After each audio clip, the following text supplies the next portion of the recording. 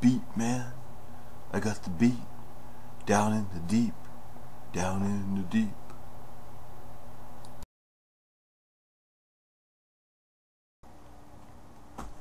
Hello. This is a story of a woman, ghost woman I saw when I was 20 years old. I call this one Lady in White 1 because I saw another ghostly woman dressed in white years later, a different place, different time. When this story happened, I was 20. I was married. My wife was 19. This took place in Sodus, New York, which is a small town on the shore of Lake Ontario. It was within the village, and that plays into this a bit because the house we were in had plenty of lighting from the street. I'll get to that in a minute. So we were staying at my friend's place, and they had a huge Victorian house.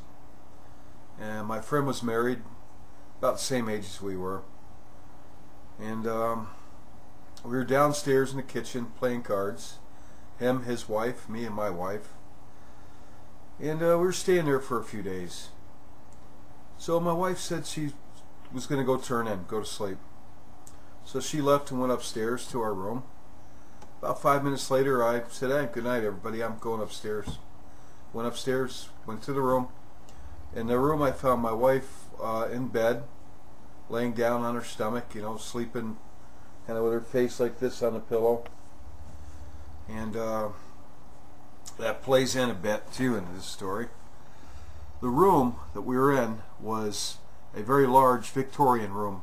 You know, tall ceilings, big room.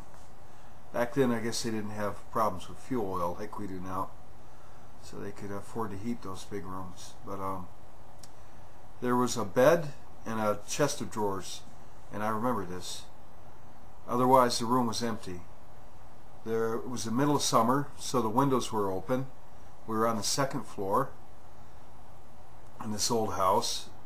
I don't believe there was anybody else in the house other than myself, my wife, and my friend and his wife, and they were downstairs at this time. And well, I wasn't tired, and I plopped down in bed next to my wife.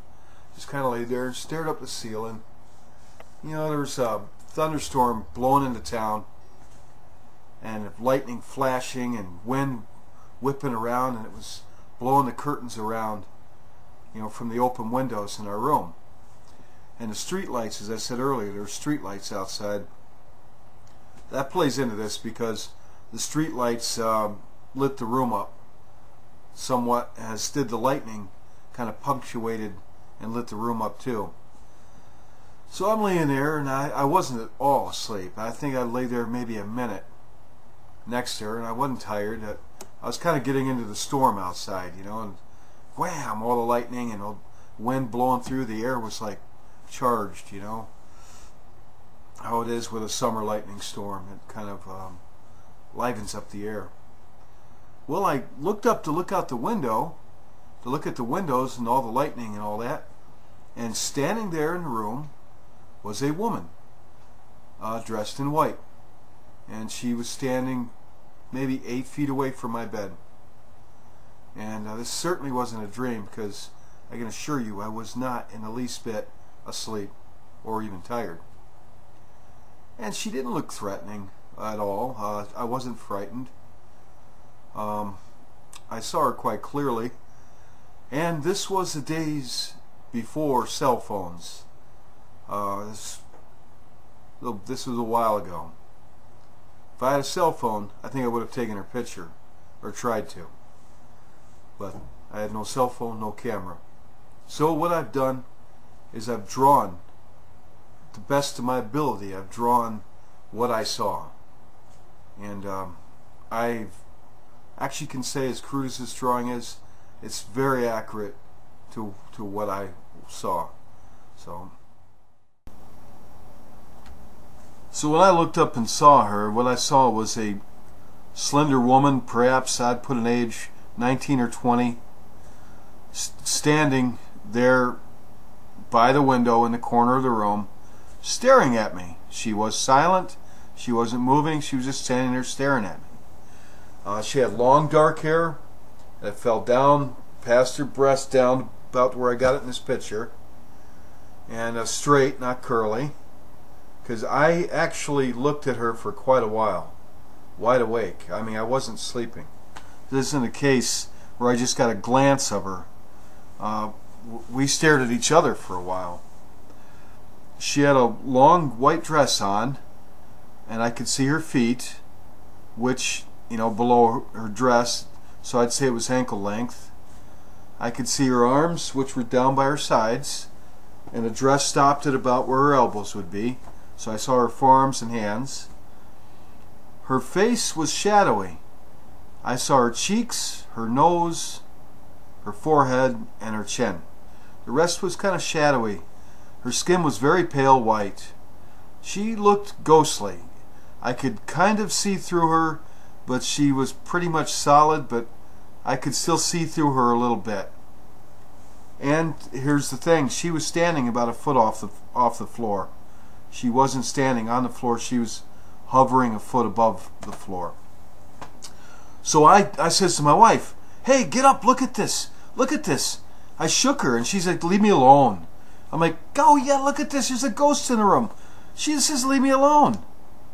She wouldn't just roll over and look at this. So I looked back, the woman's still standing there staring at me. She didn't disappear. Once again I shook my wife and asked her to look at this. And she again refused. I said, "Just roll over and look at this." And she wouldn't do it. So I looked back, the woman's still standing there staring at me. She didn't vanish. And, I stared back at her at this point. I was quite amazed. I wasn't frightened in the least.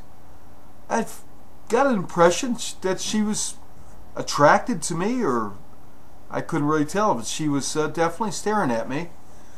And she did not look, she looked fair, and I would have to say that she was probably a beautiful young woman in life. I mean, that sounds weird, but that's how she looked.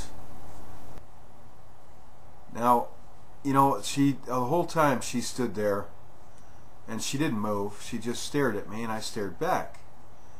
Then she gestured with her right arm to come to her. At least that's what it looked like. Gestured up like that, as if to come to her. All right. At this point, I got out of bed, and instead of going to her, I went downstairs, because I could hear my friend and his wife down there laughing and talking downstairs in the kitchen still. And I ran down there, and I was real excited. And I said, "Hey, come quick. Come up to the room. You see this?" I said, "There's a ghost woman in our room. You got to see this." And I got a reaction from my friends that I did not expect. Instead of being surprised or getting up, they looked at me. They weren't going anywhere. And they told me to shut up with some swear words in it. Shut the F up, And I'm like, "What? I didn't get it." I said, "No, for real." I said, "You really got to see this. Come up here and look at this. There's a ghost woman in the room upstairs." And they didn't get up. They just looked at me and scowled, him and his wife, and told me to shut up with that. They didn't want to hear about it. And at this point, I was a little bewildered at their reaction, and I was put off, a bit insulted, a bit affronted. And I looked at them and I said, "All right, forget it. Good night."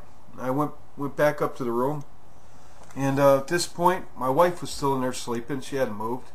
The ghost lady in white was gone. I went to bed, and we stayed there a few more nights, and I never saw her again. And I actually looked for her, but saw her.